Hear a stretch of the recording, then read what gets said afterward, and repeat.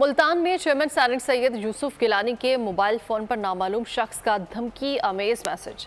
Chairman senate के फर्जंद member कौमी assembly Syed Ali मूसा गिलानी के हवाले से धमकी दी गई।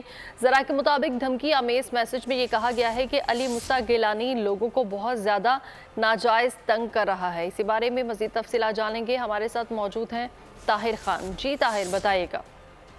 जी बिल्कुल, चेयरमैन सेनेट सैयद यूसुफ गिलानी को पहले एक मैसेज मौसूल हुआ है। नामालूम शख्स ने ये मैसेज भेजा है, धमकी अमेज मैसेज है।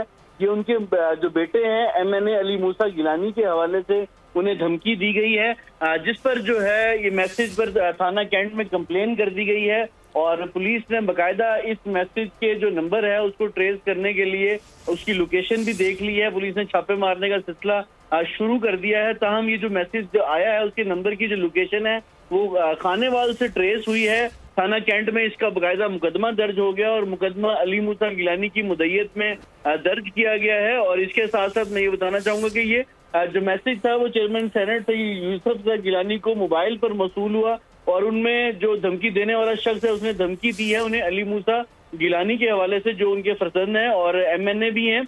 इसके साथ साथ पुलिस का ये मौक़िफ़ है कि हमने दरख्वास्त मिलने के बाद कार्रवाई शुरू कर दी है और जल्द मुल्ज़िमान को गिरफ्तार कर लिया जाएगा।